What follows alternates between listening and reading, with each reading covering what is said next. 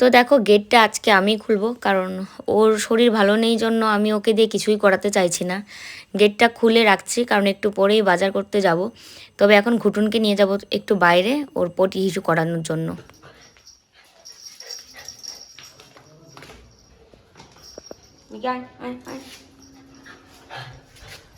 চলো এদিকে বাইরে, দেখি বাইরে যাও।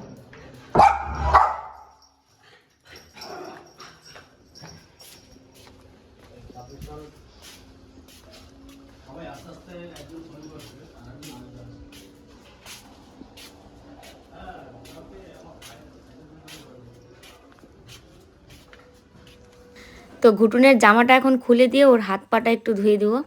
তোমাদেরকে সুপ্রভাত জানাতেই ভুলে গেছি। তো সুপ্রভাত, আশা করি সকলে ভালো আছো, সুস্থ আছো। আর আমরা ওই তো যেমন আছি সবটাই তোমাদের সঙ্গে শেয়ার করছি। আর এই যে ঘুটুনকে একটা ডাক শুধু দেবো যে চল বাথরুম, বা বাইরে থেকে যদি বলে আসি যে গিয়ে ঘরে গিয়ে বাথরুম যাবে, ও বাথরুমের সামনে এসে দাঁড়িয়ে থাকে। তো ওই যে দেখো পা ধুয়ে দিলাম, এখন হচ্ছে ঘরে চলে যাবে। আর ওর চোখ মুখটা মানে পরে ধুয়ে দেবো, কারণ এখন সকালবেলা তো ঠান্ডা। প্রত্যেক দিনে ওর হাত পা ধোয়ানোর সাথে সাথে চোখ মুখও ধুয়ে দিই। এখন আর ধুলাম না, বাইরে মানে রোদেই নেই, মানে এরকম একটা পরিস্থিতি। আর ভাতটাও নামিয়ে নিলাম এদিকে। বাজারের ব্যাগ নিয়ে যাচ্ছি বাজারে। বাজার কিছু বাজার বাকি, ঠাকুরের ফুল আর কিছু সবজি আলু এগুলো নিয়ে আসবো। তো চলো বাজার থেকে এসে তারপর কথা হচ্ছে।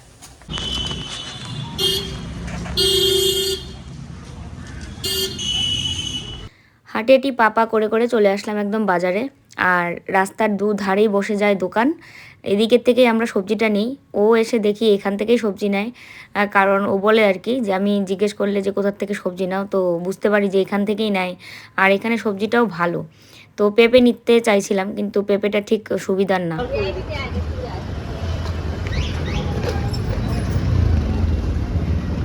আড়াইশো লাগবে, 200 কত বলেন? 50 টাকা।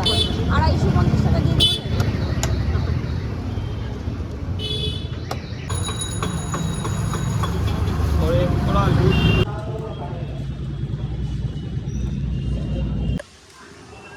আজকে বাজারের ব্যাগ যে ওজন হয়েছে, সমস্ত সবজি নিয়ে বাঁ হাতে ফুল ঠাকুরের আর ডান হাতে সবজির ব্যাগ। কি হয়েছে? কি হয়েছে?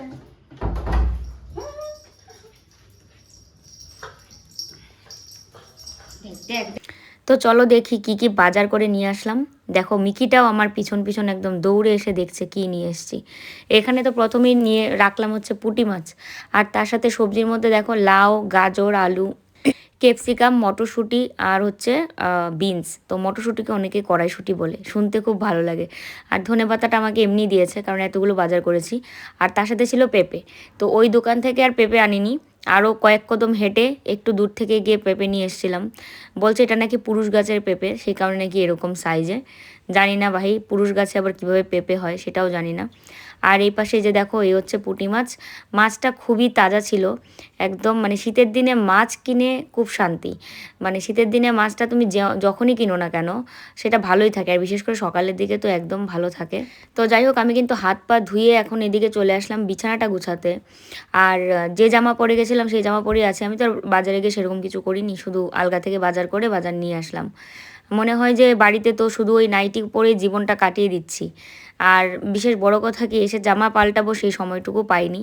মনে হচ্ছে যেন তাড়াতাড়ি কাজগুলো সেরে নিই, এটাই হচ্ছে কথা। কারণ আমি যতই ইচ্ছা করি না কারণ অন্য কিছু পরবো, কতদিন ইচ্ছে করলাম শাড়ি পরে করব, কিন্তু আর হয়ে ওঠে না।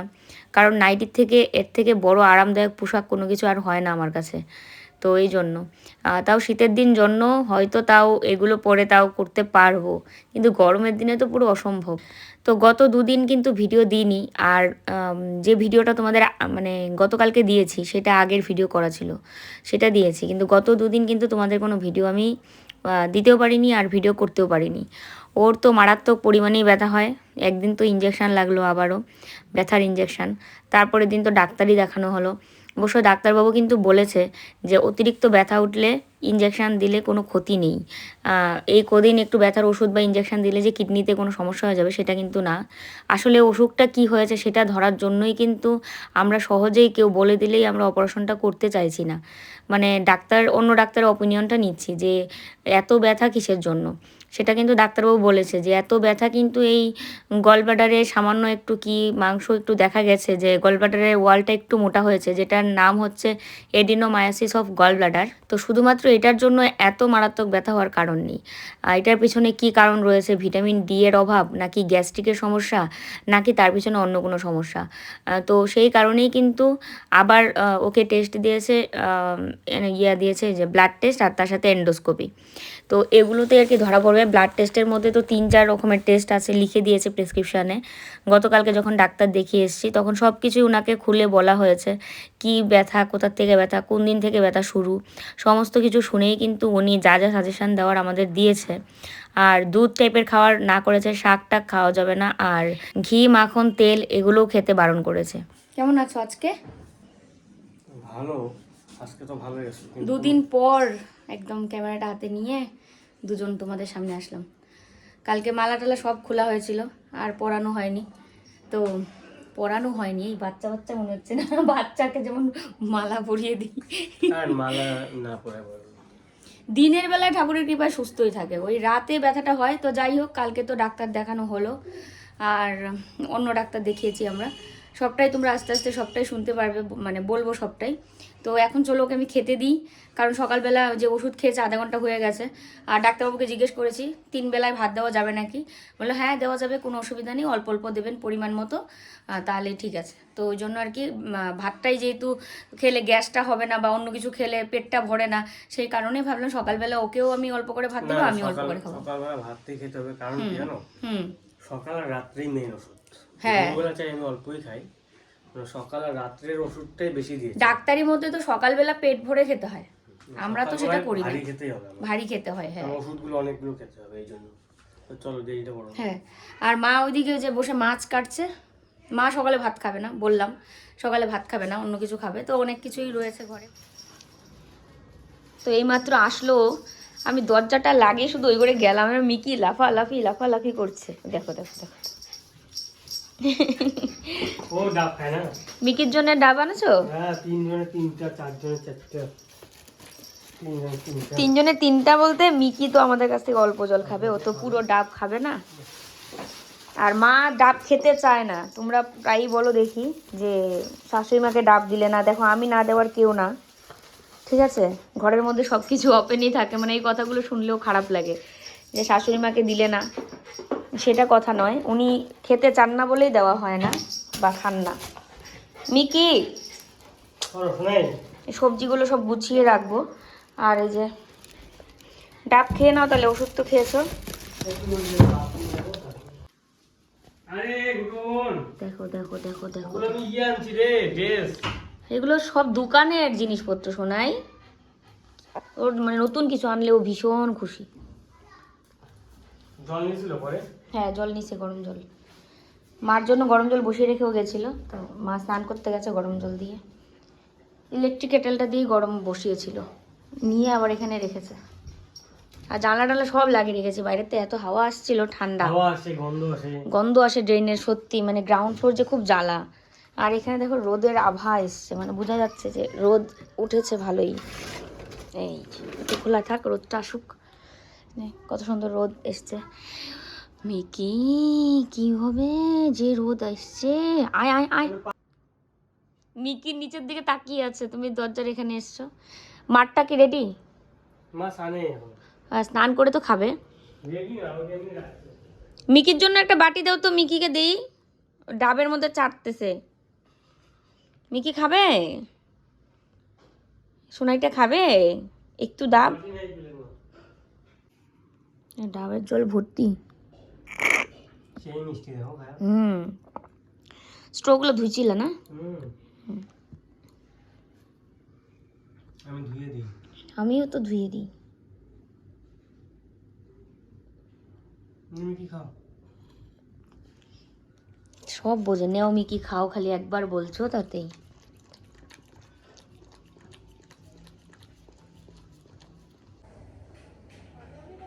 দিও না, খাও তো।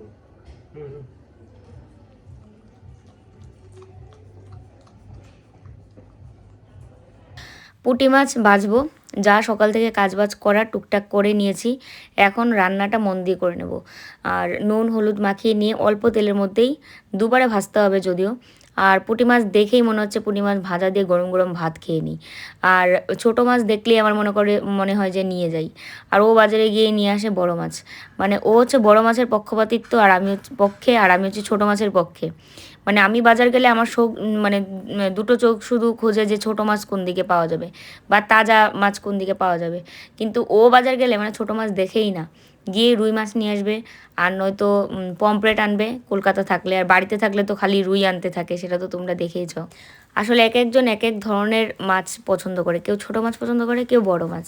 আর আমাদের ওখানে মানে কোচবিহারে ওখানে খালি চালানি মাছ পাওয়া যায়, তাজা মাছ কমই পাওয়া যায়, লোকাল মাছটা কমই পাওয়া যায়। চালানি মাছ কি বলো তো, ওই পাথর বলছি, বরফ দিয়ে অনেক দিন রেখে দেয়, সেটাই তারপরে আস্তে আস্তে করে বিক্রি করে। এটা যে কতটা ক্ষতিকর শরীরের জন্য সেটা আর তোমাদের কি বলি।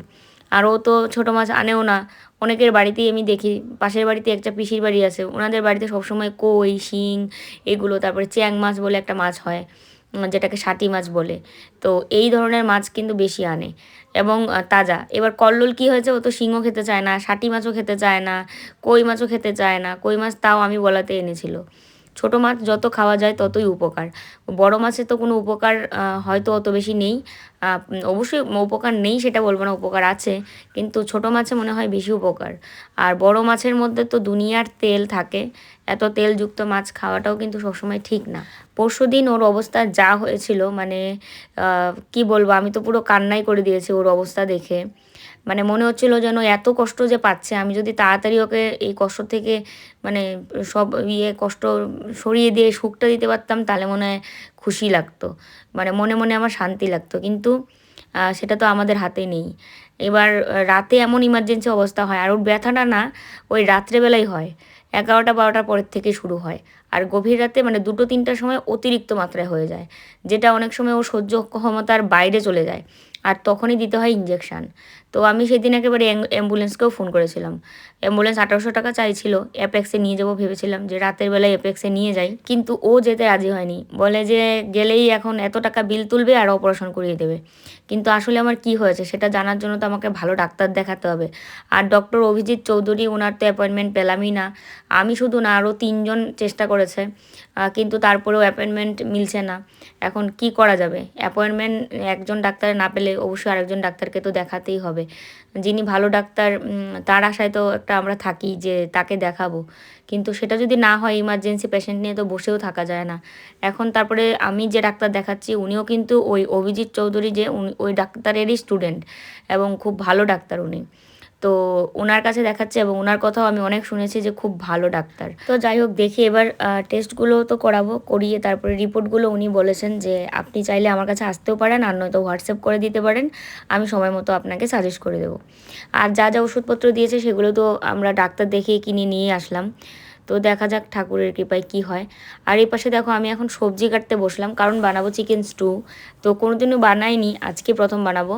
আমার একটা বান্ধবীকে ফোন করেছিলাম, ছোটোবেলার বান্ধবী, তো ওকে ফোন করেছিলাম, ওর কাছ থেকে জানলাম ও কীভাবে বানায়। তারপর কাকিমাকে ফোন করেছিলাম, তো দুজনেরই কথা মোটামুটি একই রকম লাগলো, তো ওই জন্য ওইভাবেই বানাচ্ছি।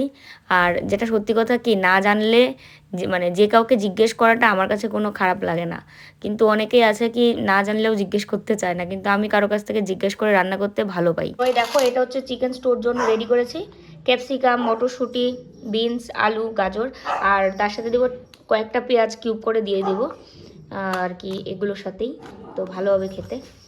তো শুধু ওর জন্য তো আর করছি না, আমরা ঘরে সবাই খাবো, ওই জন্য একটা একটা করে দিয়েছি, ক্যাপসিকাম একটা, গাজর একটা, আলু একটা, মটরশুঁটি তো আর একটা দিলে হবে না, তাই 3-4টা মতো দিয়েছি, আর এটাও 4-5টার মতো দিয়েছি। আর এখানে এখন দিয়ে দিচ্ছি প্রেশার কুকারে সাদা তেল সামান্য পরিমাণে দিয়ে, পেঁয়াজটা যে কিউব করে কেটেছি সেটা দিয়ে দেবো, আর তারপরে সবজিগুলো দিয়ে দেবো, হালকা একটু ফ্রাই করে নিয়ে তারপরে চিকেন দিয়ে দেবো, আর সামান্য নুন মানে পরিমাণ মতো, আর তার সাথে সামান্য পরিমাণে হলুদ গুঁড়ো, আর 2-3 মানে টুকরো দিলাম হচ্ছে রসুন, আর হচ্ছে সামান্য একটু আদা গ্রেট করে দিয়েছি। আর এটা দিয়ে তারপরে সিটি দেবো 1 থেকে 2টো, আর নামানোর আগে দেবো হচ্ছে তোমার গোলমরিচ গুঁড়ো। একটা লাইনে কতবার আর বললাম। আজকে বাবুর কথা খুব মনে হচ্ছে। বাবু আমার ভিডিও মানে দেখতো এবং মানে লাস্টের দিকে তো অত চোখে দেখতে না পেলেও কানে শুনতো আর কি, ভিডিওটা আমার কথাগুলো শুনতো। তারপরে আমাকে ফোন করে বলতো, এত আর বলিস না তো, এবং বলবি, অথবা বলবি, আর অন্যান্য অনেক কিছু ওয়ার্ড ব্যবহার করা যায়, আর বললেও তো কানে লাগে, এরকম বলছিল। আমার মানে কি বলি তো, যে বাবা মাকে কখনোই ভোলা যায় না। আর বাবু ছিল এরকম একটা মানুষ, ওনার কাছ থেকে শিক্ষার কোনো কিছু অভাব ছিল না। তো যাই হোক, এগুলো বললেই এখন আমি ইমোশনাল হয়ে যাব। আর রান্নাটা তো শেষ মানে এখন এটা হলেই আর কি শেষ, প্রেশার কুকারে বসিয়ে দিয়েছি। আর তার আগে তো রান্না করে নিয়েছি, আর এদিকে সবজিগুলো গুছিয়ে রাখবো। তার আগে আলুগুলো ধুয়ে নেব। আলুগুলোর মধ্যে এত পরিমাণে বালি। আর আজকে জানো, আমি দোকানদারকে জিজ্ঞেস করছিলাম যে দাদা, আপনাদের দোকান থেকে তো আমি আলু নিয়ে গেছি, তো আলু কাটার পরে ভেতরে লাল কেন? তো পাশেই একজন আমার মতোই কাস্টমার দাঁড়িয়ে ছিল, উনি বলছিলেন যে আলু নাকি পুরাট হয়ে গেছে বেশি। আমার রান্না বান্না সব কমপ্লিট। এখানে যে স্টুটা হয়েছে, তো এটার মধ্যে এখন নামানোর আগে গরম দিব, গোলমরিচ গুঁড়ো। গোলমরিচ গুঁড়োটা লাস্টে দেবো, দিয়ে আবার ঢাকা দিয়ে রাখবো। আর ও স্নান করতে গেছে, তারপরে আমি স্নান করতে যাব। আজকে এটা রান্না করার কথা ছিল, এই যে এটা, তো এটার আজকে আমি রান্না করলাম না, কারণ যেহেতু ছোটো মাছও রান্না করেছি আবার চিকেনও, তো একসঙ্গে এত কিছু মানে রান্নার করলাম না, এটা ফ্রিজে রেখে দেবো। আর গরম জল বসিয়েছি ইলেকট্রিক কেটেলে, স্নান করতে যাবো আমি, ও বেরোলে পরে আর কি, তারপরে খাওয়া দাওয়া করবো। আমি এই সময় স্নান করছিলাম, আর ও আর কি মাকে দিচ্ছে স্টু, চিকেন স্টু বাটির মধ্যে দিয়ে দিচ্ছে, আর মা ওইদিকে ভাত বাড়ছে, মানে মা খাবে, আর ও চিকেন স্টুটা রেডি করে দিল। আর এদিকে কি রান্না করেছি সেটা তোমাদেরকে দেখাচ্ছি, দাঁড়াও, ওটা ওই দেখাচ্ছে, ভয়েস ওভার আমি দিচ্ছি। এই যে দেখো চিকেন স্টু, এখানে সবারই এতেই আমি 2 পিস করে আর কি হিসাব করে রান্না করেছি। আর এই হচ্ছে কুমড়ো দিয়ে পুঁটি মাছ। রান্নাগুলো জাস্ট অসাধারণ হয়েছিল, কারণ ভিডিও এডিটটা তো আমি পরেই করছি, তাই বলে দিলাম। এইমাত্র স্নান করে আসলাম, আর স্নান করে এসে মাথায় শ্যাম্পু করেছি, তো চুলে গামছাটা বাঁধাই আছে। আর আজকে খাবার পরিবেশন করে দিয়েছে মাকে, ছেলে মাকে। তো এখন ওর আর আমার জন্য খাবার বেড়ে নেবো। আর আমরা যখন ডিম সিদ্ধ দিয়ে ভাত খেয়েছি, তখন গুটুন আমাদের সাথে এইটুকু ভাত খেয়েছিল, তো ওই জন্য ওটা আমরা দিলেও হবে। মিকিকে ভাত দিয়ে দিতে হবে, মিকিও চিকেন স্টু দিয়ে ভাত খাবে।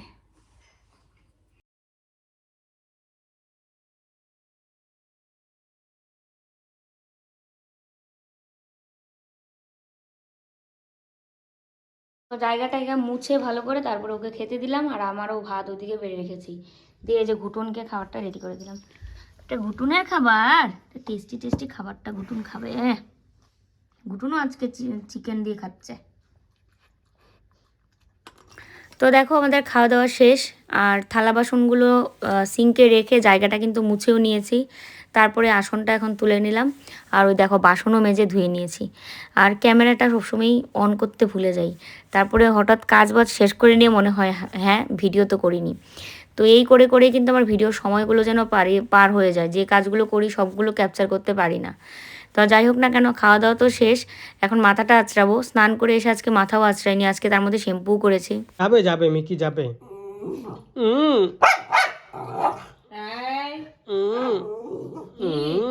কই যাবে? কোনো ছাদে যাবি নাই, কোনো ছাদে যাবি। মিকি যাবে? চুপ চুপ চুপ, না যাওয়া নেই মিকি, যাওয়া নেই। চুপ, বসো বসো, হ্যাঁ বসে থাকো, একদম কোনো কথা না।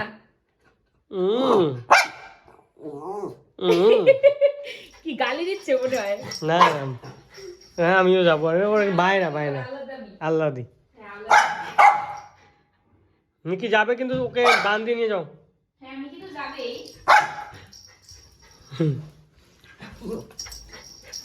ওরা ধৈর্য কুলাতেছে না মনে হয়।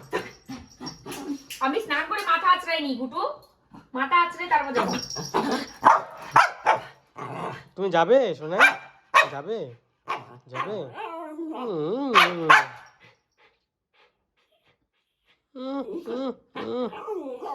চলো মো। তুমি যাবে? তুমি যাবে?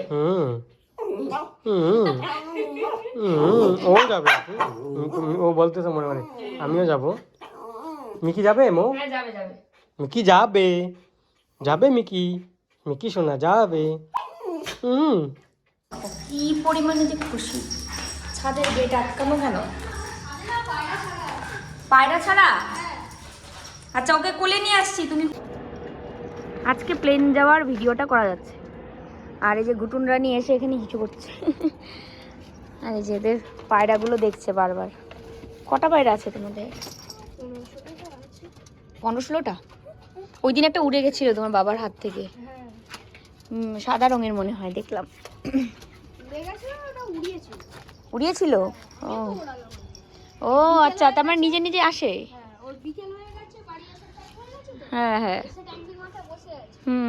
আমাদের কত কাপড় চোপড় ছাদে।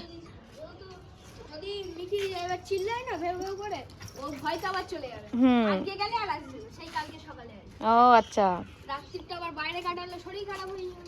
ঠান্ডা পড়েছে।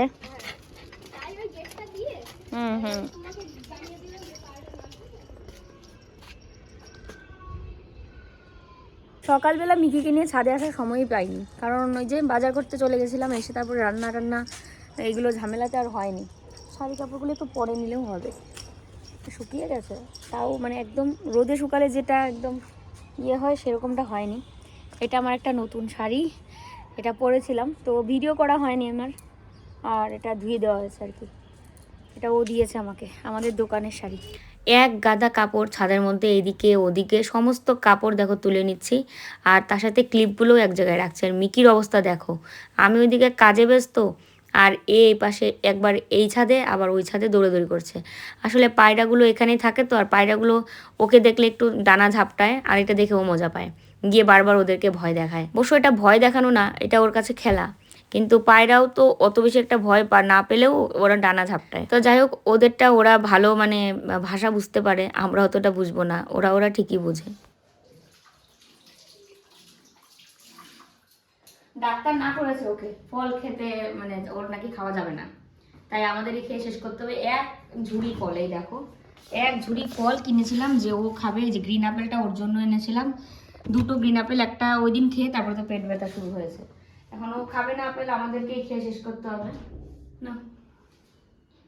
আর নয়তো তো সবাই মিলেই খেতাম, এখন ও খাবে না মানে আমাদের উপর বেশি একটু চাপ হয়ে গেল না। তো ওর ব্যথা আবার বেড়েছে রাতে, এই যে খাওয়া দাওয়া করার পর। লাস্ট তোমাদের সাথে অনেকক্ষণ আগেই কথা হয়েছে। আর এই যে এখন আর কি ব্যথার ওষুধ ডাক্তারবাবু দিয়েছে, যে ব্যথা হলে সেই বেশি ব্যথা হলে খাওয়ার জন্য। জলটা খাবে না? তাহলে এখানে এসে আমি ঢেকে আর প্লেট দিই। আগামীকালকে হচ্ছে ওর টেস্টের জন্য যাব সকালবেলা। অ্যাপয়েন্টমেন্ট নিলাম অনলাইনে ফোন করে আর কি, সুরক্ষাতে ফোন করে ওখানে অ্যাপয়েন্টমেন্ট নিলাম কালকে 8টার সময় আর কি, এন্ডোস্কোপি। আর এখন কয়টা বাজে? 10:30 বাজে, অনেকক্ষণ পর তোমাদের সামনে আসলাম। তো আর হচ্ছে ব্লাড টেস্ট। তো এবারে যে ডাক্তারবাবু বলেছে যে যদি ব্যথা হয়, ব্যথার ওষুধ দিয়েছে, আর তার সাথে অতিরিক্ত যদি ব্যথা হয় যে একদম সহ্য করতে পারছেন না, সেই ক্ষেত্রে ইঞ্জেকশন, সেটা পরের আর কি। তো যাই হোক, আমাদের এখানে তো দোকান ওই ফার্মেসি 11টা পর্যন্ত খোলা থাকে, তারপরে বন্ধ হয়ে যায়। আর অ্যাপোলো যেটা 24x7 খোলা থাকে, সেটা আমাদের এখানে একটা আছে কিন্তু মানে পাশেই, কিন্তু এটা খোলা থাকে না সবসময়, রাতে মানে 12টার আগে মনে হয় বন্ধ করে দেয় যে কোনো একটা কারণে।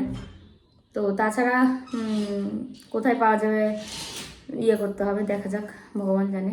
ব্যথাটা যেন কমে যায়, ভয় লাগে, মানে ওর ব্যথা উঠলে না, মানে ওর সামনে বলতেও চাইছি না, মানে অনেক বেশি ওর কষ্ট হয়, আর সাথে আমারও।